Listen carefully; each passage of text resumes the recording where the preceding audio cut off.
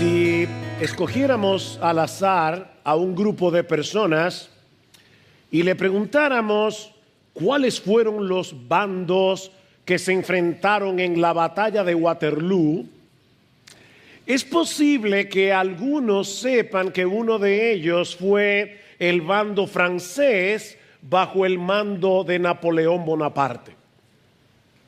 Es posible que otros sepan que en esta batalla Napoleón fue derrotado por el duque de Wellington. Pero también es posible que algunos no sepan absolutamente nada acerca de este evento y que no les importe en lo más mínimo. ¿En qué me beneficia conocer el resultado de una batalla que se peleó a principios del siglo XIX por un grupo de naciones extranjeras? Y lo mismo podemos decir de un montón de eventos históricos que podemos darnos el lujo de ignorar sin que eso altere nuestras vidas en lo más mínimo. Sin embargo, hubo un hecho en la historia que ningún ser humano debe darse el lujo de ignorar por las enormes y profundas implicaciones que tiene ese evento para nuestras vidas aquí y ahora y para toda la eternidad. Y me refiero obviamente a la resurrección de nuestro Señor Jesucristo. No existe ningún otro hecho en la historia que tenga más relevancia que ese hecho. Si pudiera probarse que Cristo no resucitó, el cristianismo no tendría ningún valor y los cristianos seríamos los seres más dignos de lástima de todo el planeta. Como de hecho dice Pablo en 1 Corintios capítulo 15, versículo 19. Ahora, si es verdad que hace cerca de 2000 años Jesucristo se levantó de la tumba al tercer día después de haber sido ejecutado en una cruz romana, no podemos hacer otra cosa que postrarnos delante de Él y reconocerle como nuestro Señor, reconocerle como nuestro Dios, como hizo Tomás en el relato que vamos a considerar en la mañana de hoy en Juan capítulo 20. Ahora, antes de entrar en esta historia, permítanme tomar unos minutos para reconstruir brevemente los sucesos de ese día. O tal vez es mejor decir los sucesos de esa semana. El Señor Jesucristo fue crucificado el viernes en la mañana. Su muerte se produjo alrededor de la tarde de ese viernes. Inmediatamente después, Él fue sepultado en un sepulcro propiedad de José de Arimatea y allí permaneció hasta el domingo en la mañana. Ese domingo bien temprano, un grupo de mujeres vinieron al sepulcro con el propósito de ungir el cuerpo del Señor con especias aromáticas. Los judíos solían hacer eso con las personas a las que amaban para impedir que el cuerpo se pudriera más rápidamente. Pero cuando estas mujeres llegan al sepulcro, se encuentran con la sorpresa de que la roca enorme que tapaba la boca del sepulcro había sido removida y que el cuerpo de Jesús había desaparecido. Por supuesto, ellas reaccionan muy confundidas porque obviamente no estaban esperando que Jesús resucitara de los muertos. Pero en ese momento se colocan junto a ella dos ángeles del Señor que les dan la buena noticia. ¿Por qué buscáis entre los muertos al que vive? No está aquí, sino que ha resucitado. Acordaos de lo que os habló cuando aún estaba en Galilea, diciendo: es necesario que el Hijo del Hombre sea entregado en manos de hombres pecadores y que sea crucificado y que resucite al tercer día. El Señor lo había profetizado. Ellas salen de inmediato hacia donde se encontraba reunido el grupo apostólico, les cuentan lo que había sucedido y por supuesto ellos dijeron: amén, aleluya, gloria al Señor, Cristo resucitó. No. Dice Lucas que cuando escucharon el reporte de las mujeres, y este detalle es importante, guárdenlo allí en sus discos duros, porque van a entender en un momento por qué es importante, a ellos les parecía locura las palabras de ellas y no las creían. A pesar de todas las veces que el Señor había hablado de su muerte, de su resurrección, los discípulos no habían logrado entender el alcance de sus palabras por una sencilla razón. Eso no encajaba con sus nociones preconcebidas acerca del Mesías prometido. Los Mesías no mueren y por lo tanto no pueden resucitar. Ellos no podían concebir la idea de un Mesías crucificado.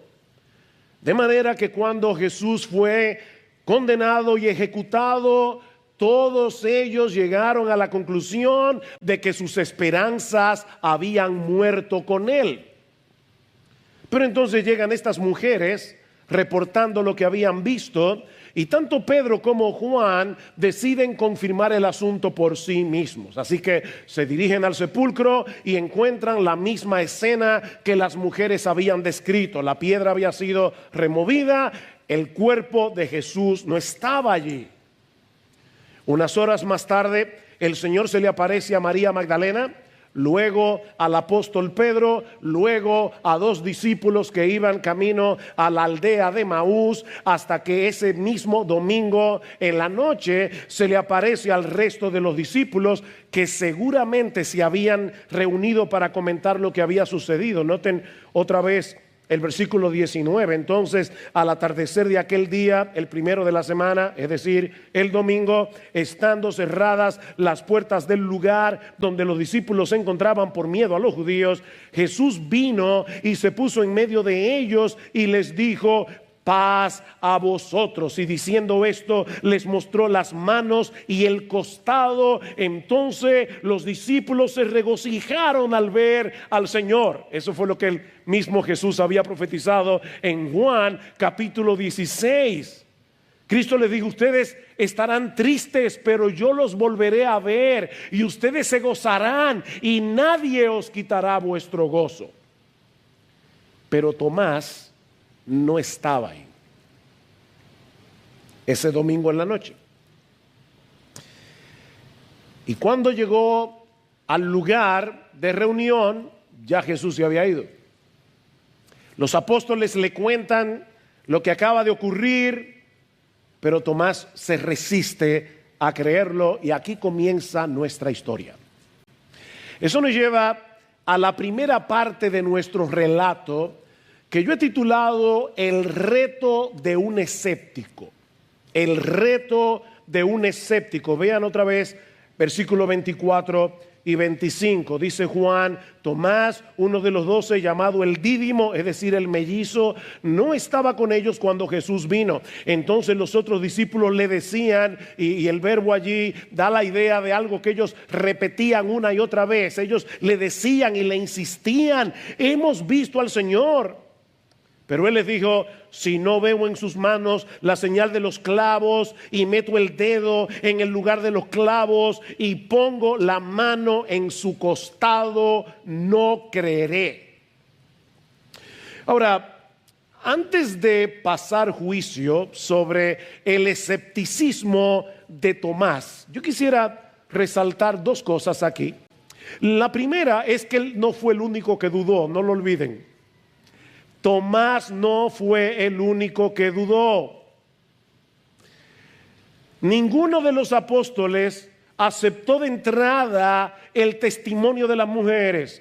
Todos creyeron cuando vieron a Jesús, cuando vieron las marcas en su cuerpo. Ellos fueron convencidos por la evidencia. Pero por el otro lado, y esto es importante, mis hermanos, es importante señalar que la duda de Tomás no es la de un incrédulo materialista que se niega a creer en lo sobrenatural a pesar de la evidencia. Hay una gran diferencia entre una persona que duda pero sigue buscando respuestas, y un incrédulo obstinado que no quiere creer. Aldous Huxley, que fue uno de los grandes filósofos del siglo XX, el autor del Mundo Feliz, él decía francamente, a nuestra generación le convenía creer que este mundo no tiene sentido y que Dios no existe para nosotros poder tener libertad sexual. O sea, noten, aquí no tenemos a una persona inteligente cuya inteligencia lo llevó a ser incrédulo. Aquí tenemos a un pecador que quiere seguir pecando y le conviene en su pecado no creer. Bueno, Tomás no era ese tipo de incrédulo. De hecho, noten que las palabras de Tomás no fueron me niego a creer, sin importar lo que ustedes digan, no pienso dar mi brazo a torcer de ningún modo. No, mis hermanos, la duda de Tomás era de otro tipo. No olviden que Tomás era un judío devoto que creía en la existencia de Dios y en su capacidad de obrar milagros. El problema de Tomás no era filosófico, era emocional. Era un problema emocional. Este hombre acaba de pasar por una profunda decepción religiosa cuando Jesús, que él creía que era el Mesías, por quien él entregó su vida durante 3 años y medio, y ahora ese Jesús fue crucificado. Seguramente Tomás no quería volver a sufrir una desilusión adicional. Tomás había creído que Jesús era el Mesías. Tomás había visto a Jesús sacar demonios. Tomás había visto a Jesús resucitar muertos. Tomás había visto a Jesús caminar sobre las aguas. Tomás había visto a Jesús hacer milagros de alimentar 5,000 personas con 5 panes y 2 peces. Y él decía, este es el hombre, hasta que fue crucificado. ¡Qué decepción! Esa no era la idea que los apóstoles tenían en mente cuando comenzaron a seguir a Jesús. Si Él era el Salvador del mundo, ¿por qué no pudo impedir su propia ejecución? Los Mesías no mueren, o al menos eso pensaban ellos. De paso, déjenme decirles, hermanos, y traer una aplicación aquí, que muchas de las luchas que los cristianos, los verdaderos cristianos, tienen con la duda, y hay creyentes que tienen luchas con la duda, y nosotros debemos tener misericordia de ellos. Dice Judas, a los que dudan, convéncenlos con misericordia. O sea, hay que tratarlos con misericordia. Pero muchas de las luchas que los cristianos tienen con la duda surgen de falsas expectativas que tarde o temprano serán frustradas. Falsas expectativas con respecto al amor de Dios. Si Dios me ama, no puede pasarme nada malo. Falsas expectativas con respecto al matrimonio, como decía Marcos hace un momento. Ay, si yo me caso enamorado, todo debe salir perfectamente bien. Nunca voy a tener problemas con mi esposa. Falsas expectativas con respecto a la crianza de los hijos. Falsas expectativas con respecto a la iglesia. ¿Saben por qué, mis hermanos, muchos creyentes se convierten en fugitivos eclesiásticos? Porque van a la iglesia creyendo que llegaron a la sociedad ideal, donde nadie te malentiende, donde todo el mundo te ama, donde no hay chismes, donde todo es perfecto. Pero esa no es la iglesia en el mundo real. Porque todavía somos pecadores. Porque todavía el pecado mora en nosotros. Y si tú llegas a una iglesia con una falsa expectativa, entrarás por una puerta y terminarás yéndote por la otra. Y al final serás un fugitivo eclesiástico, porque no encontrarás ninguna iglesia perfecta de este lado de la eternidad. Así que muchas de las dudas que los creyentes tienen surgen por falsas expectativas. Tomás había sido profundamente decepcionado y no estaba dispuesto a permitir que eso le pasara otra vez. ¿Ven? No era un problema filosófico, era un problema emocional.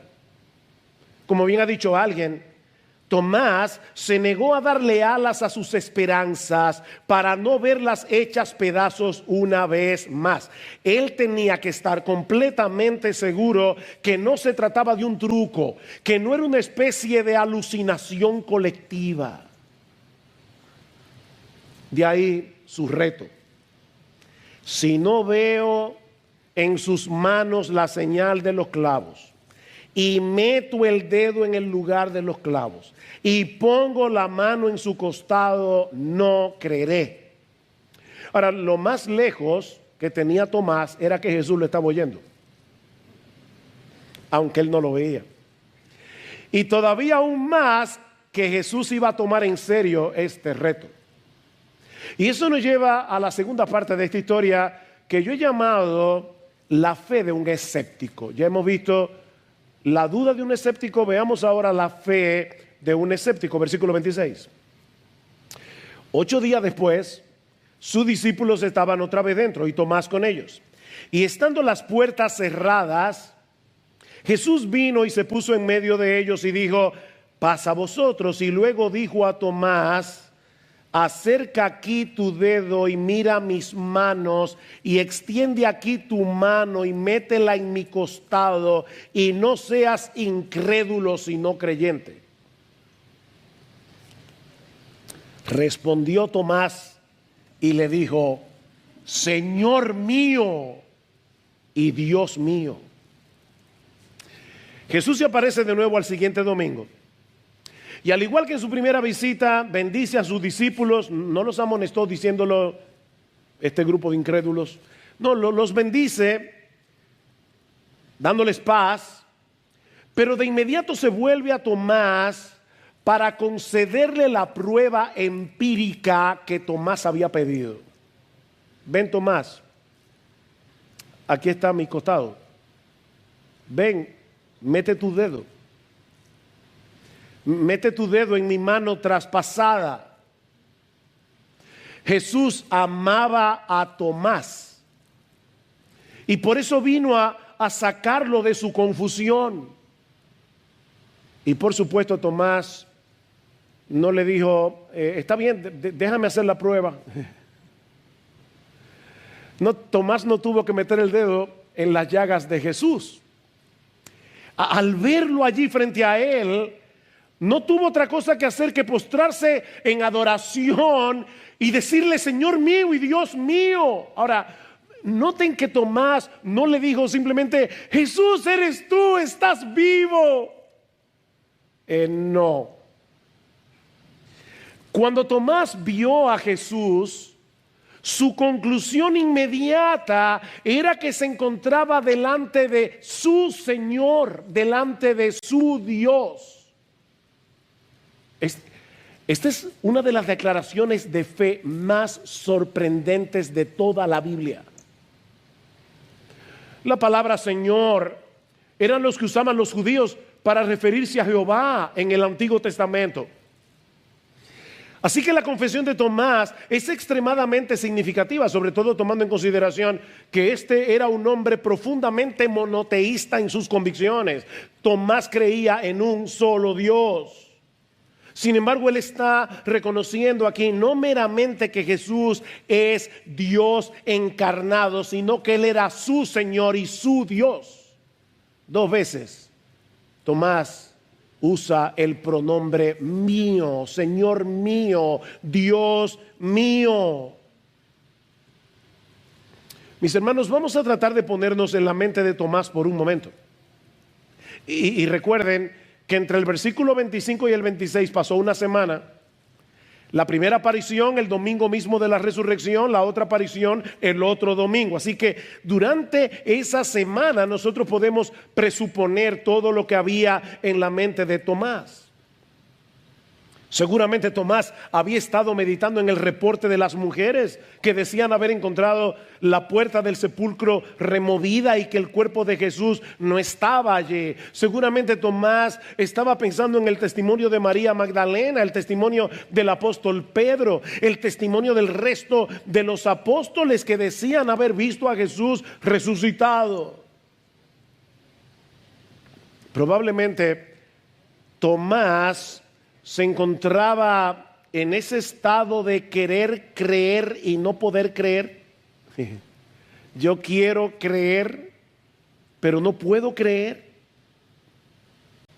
Y si fuera verdad lo que todos ellos dicen, ¿cuáles serían las implicaciones de ese evento tan extraordinario?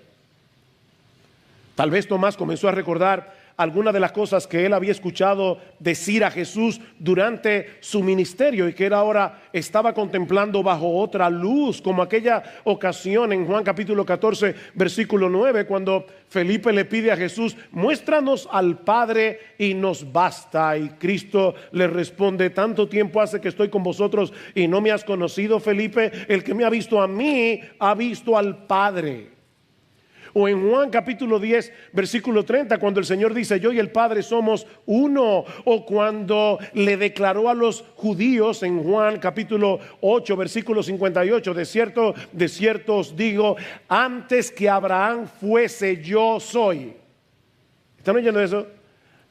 Antes de que Abraham viniera a la existencia, hace cerca de 2000 años atrás, ya yo existía. Pero no solamente el Señor está diciendo yo existía, Él está diciendo yo soy, usando el nombre de Dios en Éxodo capítulo 3, versículo 14.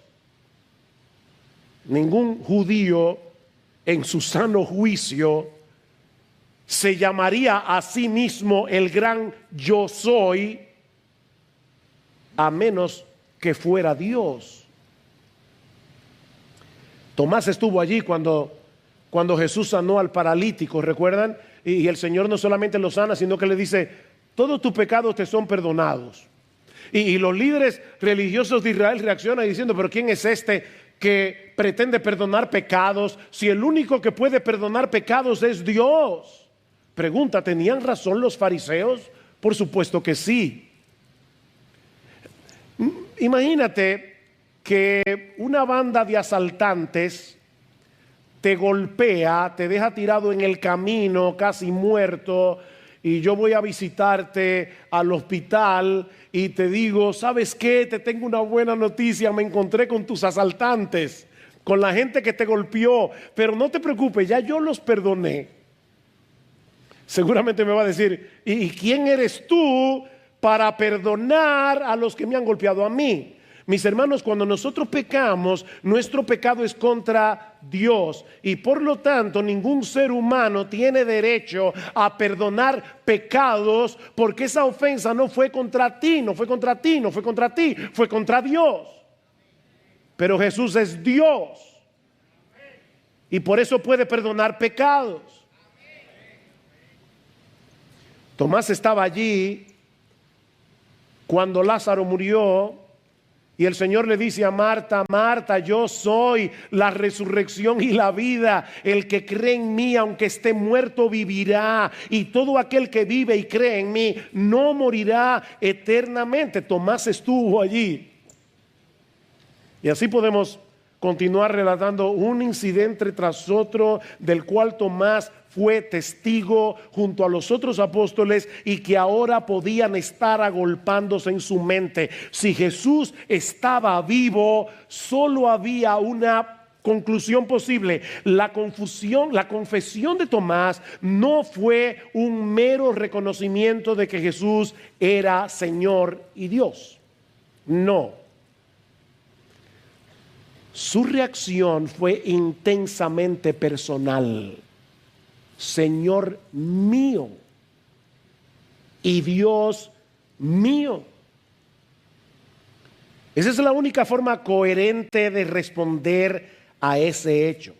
Mira, mi amigo, déjame decirte algo importante en esta mañana. No basta con reconocer que Jesús es Señor. No basta con reconocer que Jesús es Dios. Hay un montón de personas que van camino al infierno, a una condenación eterna, que creen que Jesucristo es Dios. Y no lo digo yo, lo dice Jesús.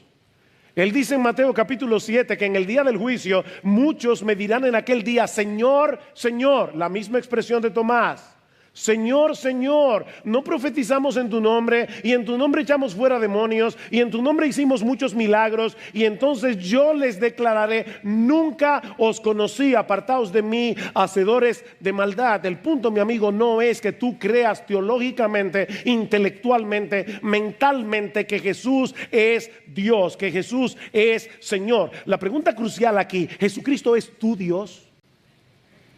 ¿Es tu Señor? De tal manera que cuando tu voluntad y su voluntad entran en pugna, tú quieres hacer su voluntad y no la tuya, porque Él es tu Señor. Eso es lo que Tomás está reconociendo aquí.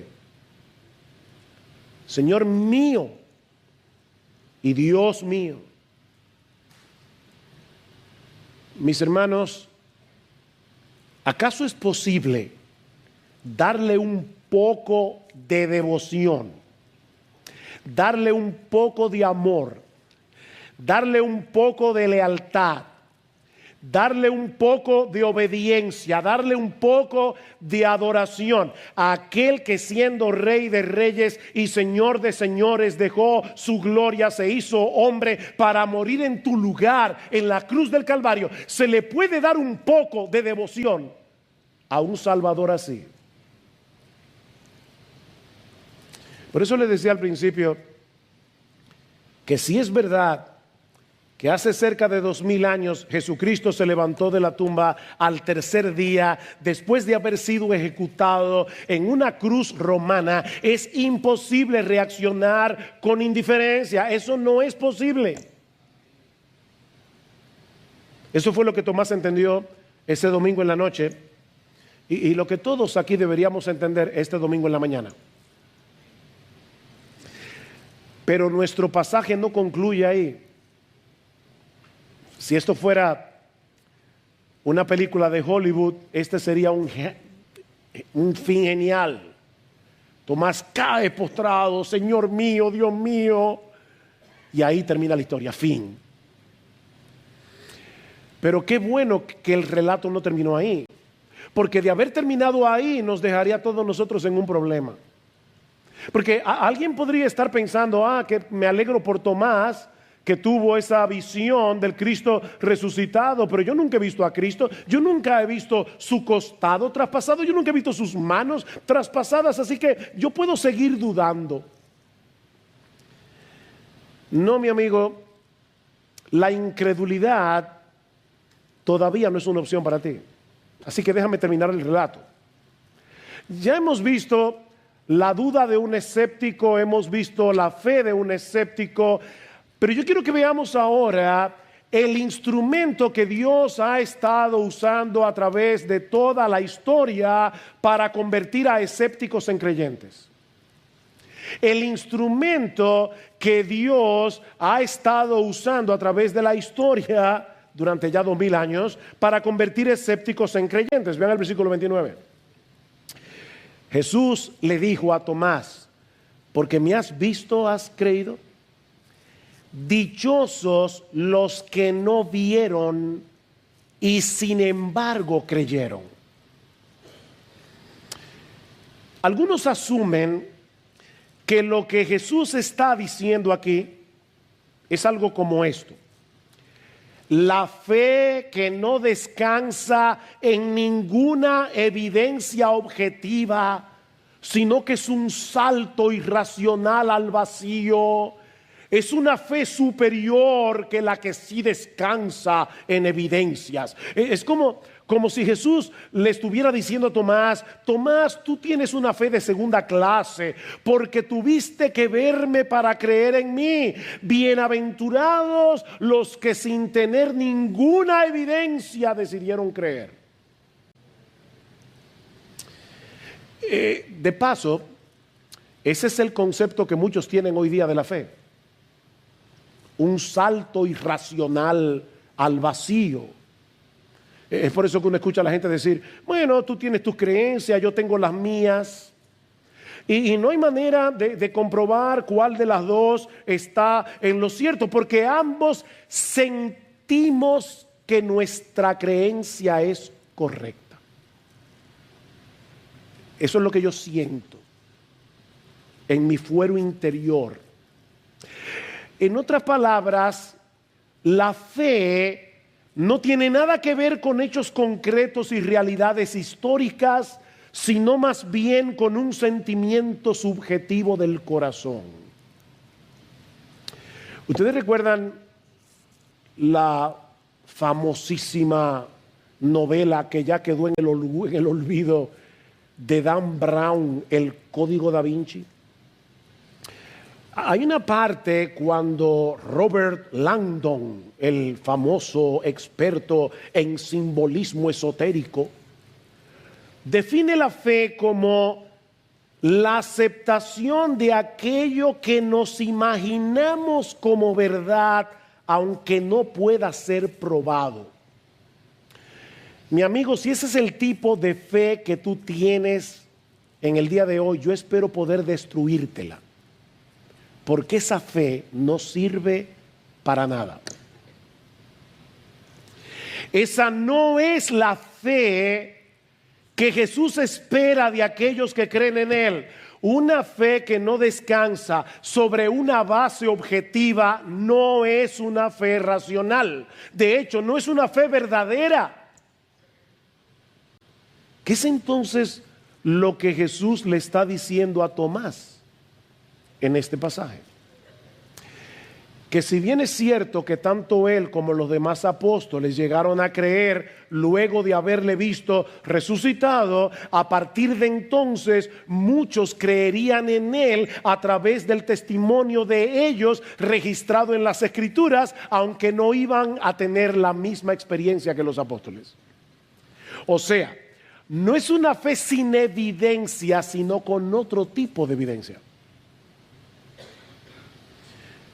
40 días después de su resurrección, el Señor Jesucristo ascendió a los cielos.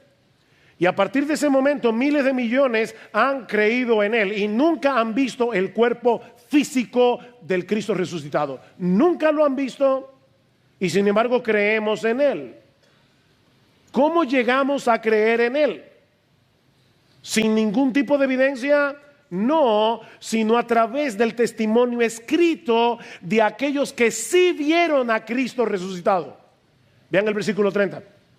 Y muchas otras señales hizo también Jesús en presencia de sus discípulos que no están escritas en este libro, pero estas se han escrito para que creáis que Jesús es el Cristo, el Hijo de Dios, y para que al creer tengáis vida en su nombre. Aquí está la evidencia. Y es una evidencia infalible. Déjame hacerte una pregunta. ¿Cuáles son los padres de la patria? Hace poco celebramos la independencia. ¿Cuáles son los padres de la patria? Por favor, no me diga que los 3 padres de la patria son Juan, Pablo y Duarte. No, los 3 padres de la patria son Duarte, Sánchez y Mella. Ahora, mi pregunta es, ¿cómo tú lo sabes? Tú estabas ahí el 27 de febrero de 1844. Tú estabas ahí. ¿Tú viste a Mella tirar el trabucazo? No. Sin embargo, nosotros decimos tan confiadamente, los 3 padres de la patria son... ¿Tú sabes por qué? Porque nosotros creemos en los testimonios escritos de los que sí estuvieron ahí y cuyos testimonios hoy los historiadores pueden estudiar. Bueno, de la misma manera, nuestra fe no opera en un vacío. Nuestra fe descansa en evidencias irrefutables. Escuchen por un momento lo que Pablo dice en 1 Corintios capítulo 15 definiendo el evangelio, porque primeramente os he enseñado lo que asimismo recibí, que Cristo murió por nuestros pecados conforme a las Escrituras, y que fue sepultado y que resucitó al tercer día conforme a las Escrituras, y que apareció a Pedro, a Cefas, y después a los 12, y después apareció a más de 500 hermanos a la vez. Y Pablo dice, muchos de ellos están vivos, vayan y pregúntenle. Y al último de todos, como a un abortivo, me apareció a mí. ¿Cuáles son las 2 evidencias que Pablo presenta aquí sobre la resurrección? la Biblia y los testigos oculares. La Biblia da testimonio de la resurrección de Jesús. Él resucitó al tercer día conforme a las Escrituras. Mira, mi amigo, yo me he encontrado varias veces con incrédulos que cuando les predico me dicen: demuéstrame que la Biblia es la palabra de Dios. Mira, si tú estás aquí pensando eso, yo quiero plantearte otro reto. Demuéstrame tú que no lo es. Aquí tenemos 66 libros, 39 del Antiguo Testamento, 27 del Nuevo Testamento, escritos durante un periodo de 1500 años por más de 40 hombres diferentes, tratando de un tema conflictivo. Siempre se ha dicho que de política y religión es mejor no discutir porque cada cabeza es un mundo. Bueno, aquí tenemos a un grupo de 40 hombres que durante 1500 años escribieron acerca de Dios, acerca del Mesías, acerca de la salvación. Y este libro no tiene ningún error histórico, este libro no tiene ninguna contradicción, este libro no tiene ninguna incoherencia, y toda su historia gira en torno a una sola persona, nuestro bendito Señor y Salvador Jesucristo, desde Génesis hasta Apocalipsis. Explícame eso. Explícame eso. El peso de la evidencia no está sobre mí, está sobre ti que no crees. Unos 700 años antes del nacimiento de Jesús, el profeta Isaías, en Isaías 53, escribió lo siguiente, hablando de Cristo: cuando haya puesto su vida en expiación por el pecado, verá linaje, vivirá por largos días, y la voluntad del Señor será en su mano prosperada. El Mesías verá el fruto de la aflicción de su alma, el fruto de la aflicción de su alma, todos los creyentes que están aquí, y quedará satisfecho. Por su conocimiento justificará a mi siervo justo a muchos y llevará las iniquidades de ellos. Eso fue escrito 700 años antes del nacimiento del Señor. Él resucitó al tercer día conforme a las Escrituras. O pensemos en la persona misma de Jesús. Miren, Jesús es tan sublime que ningún ser humano se hubiera podido inventar un personaje como él. Jesús es inigualable. Aparte de que no hay manera de explicar cómo pudieron cumplirse en él tantas profecías que revelaban el tiempo, el lugar, la familia a la que él habría de pertenecer, su muerte en la cruz, su resurrección y un montón de cosas más cientos años antes de su nacimiento. Por otro lado, tenemos el testimonio de los apóstoles, que dice Pablo en 1 Corintios: se apareció a Cefas, se apareció a 500 a la vez, se apareció a los apóstoles. Todos ellos estuvieron dispuestos a dar sus vidas por proclamar que Jesús era el Cristo, el Hijo de Dios, que murió por nuestros pecados y que resucitó al tercer día. Ninguno de ellos, no lo olviden, creyó en la resurrección hasta que vieron a Jesús resucitado. Ellos dieron sus vidas por proclamar esa verdad. Estos hombres tenían tal apego a la verdad histórica que ellos no tenían problema en relatar sus propias debilidades y pecados en los libros que ellos mismos escribieron. Así de fieles son contando la historia. Aparte de que resulta imposible creer, ¿verdad?, que los libros del Nuevo Testamento fueron escritos por un grupo de hombres desquiciados o por una banda de engañadores. Y por supuesto, ¿qué dice Pablo en 1 Corintios 15? Y al último de todos, como a un abortivo, se me apareció a mí. Aquí tenemos el testimonio de un hombre que durante muchos años fue un perseguidor acérrimo de la iglesia porque odiaba a Jesucristo con cada fibra de su ser y terminó predicando al Cristo que odiaba y escribiendo la mayor parte del Nuevo Testamento. ¿Cómo se dio en Pablo ese cambio tan dramático? Él mismo lo explica diciendo: yo vi a Cristo resucitado. Esa es la única explicación. Sin dejar de mencionar el poderoso testimonio de una tumba vacía.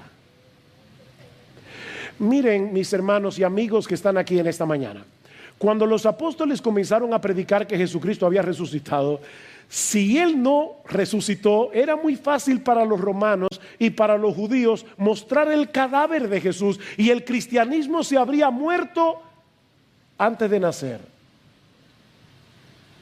Pero el cadáver nunca apareció, porque esa tumba está vacía. Algunos dicen: claro, el ángel vino y movió la piedra para que Cristo pudiera salir. No. Jesús habría podido salir con todo y piedra. La razón por la que el ángel vino y removió la piedra del sepulcro no era para que Jesús pudiera salir, era para que el mundo pudiera entrar y verificar que esa tumba está vacía. Yo recuerdo en el año 2017, Gloria y yo fuimos a Israel y fuimos al lugar donde supuestamente está la tumba de Jesús. Y parece que es muy probable que esa haya sido la tumba de Jesús. Y nosotros entramos, Gloria y yo, a la tumba porque había que entrar solo en pareja porque era muy pequeña. Entramos, la abertura era pequeña, entramos a la tumba, pero cuando salíamos, no sé por qué, Gloria y yo estábamos hablando de algo, estábamos riéndonos, y un gracioso del grupo nos tomó una foto y luego hizo un meme de la foto y subió la foto en un grupo que teníamos diciendo, como si Gloria y yo estuviéramos diciendo: no tengan miedo, que la tumba sigue vacía. Bueno, ¿saben qué? Hermanos amados, no tengan temor, la tumba sigue vacía. Cristo resucitó, y eso hace toda la diferencia del mundo. Nadie, dice Jesús a sus discípulos, podrá quitarles vuestro gozo. Nadie podrá quitarles vuestro gozo, porque ustedes están siguiendo a un Mesías que no quedó clavado en una cruz, no quedó enterrado en una tumba, resucitó al tercer día, ascendió a los cielos, está sentado a la diestra del Padre y de allí volverá por segunda vez en gloria para reinar con los suyos por los siglos de los siglos. No tenemos que tener temor. Cristo resucitó. Así que los cristianos no creemos sin evidencia.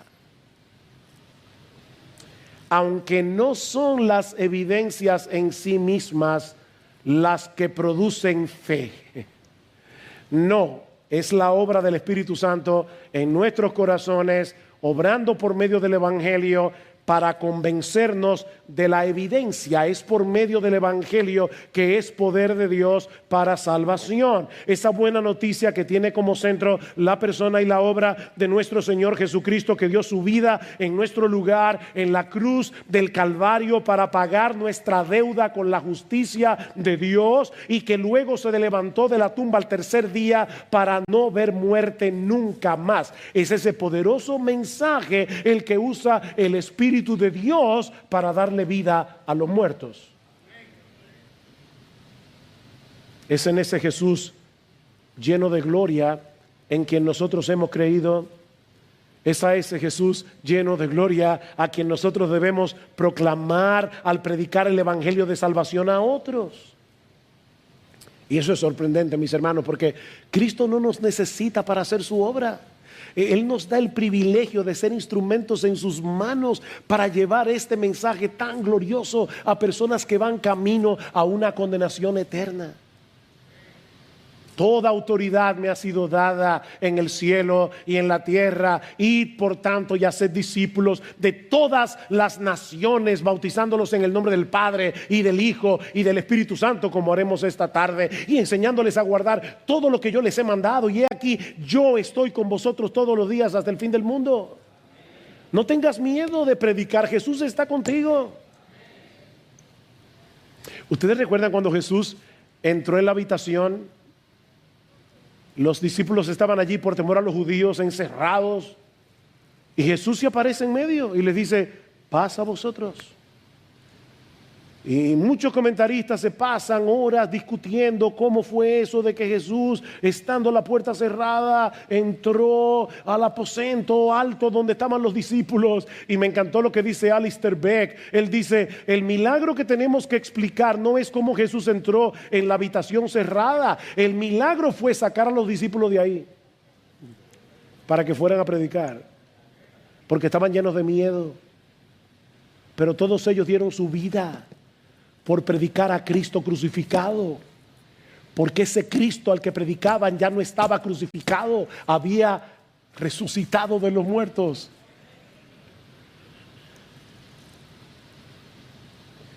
Mi amigo, si tú estás aquí sin Cristo, mi invitación en esta mañana no es a que des un salto irracional al vacío creyendo sin evidencia. No, mi amigo. Mi invitación es a que viendo las evidencias, te acojas a la misericordia y al poder de Dios y le pidas ahora mismo que te salve, que tenga misericordia de ti, que perdone tus pecados, que cambie tu corazón de piedra en un corazón de carne. Acógete a la misericordia y al poder de Dios. Mi amigo, nadie puede permanecer indiferente ante la persona de Jesús, porque no entregarse por entero a Él es rechazarlo completamente. Él dio su vida en una cruz para salvar a pecadores como tú y como yo. Pon tu mirada en esa cruz y luego en esa tumba vacía. Mira a Cristo muriendo por los pecados de los hombres. Mira a Cristo resucitado de los muertos y sentado a la diestra del Padre. Y cree en Él. No seas incrédulo, sino creyente. Dice la Escritura que Jesús es un poderoso Salvador, que vino a darle a su pueblo arrepentimiento y perdón de pecados. Pídele a Jesús, que es un poderoso Salvador, que te dé ahora mismo, en este instante, arrepentimiento, que te dé ahora mismo perdón de pecados. Pídeselo a Cristo. Él es un poderoso Salvador y Él ha prometido no desechar a nadie que venga a Él clamando por misericordia. Mi amigo, Jesucristo es tu Dios. No te estoy preguntando si tú crees que Jesucristo es Dios. Jesucristo es tu Dios. Jesucristo es tu Señor. Si no es así, arrepiéntete. Arrepiéntete, ven a Cristo y ven ahora. Oh, que el Señor te conceda la fe que mira hacia Él como aquel que es el camino, la verdad y la vida. Nadie viene al Padre si no es por Jesús.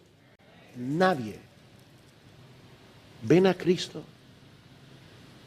Oh, que al igual que Tomás, en esta misma hora, en este mismo instante, tú puedas reconocer a Jesús como tu Señor.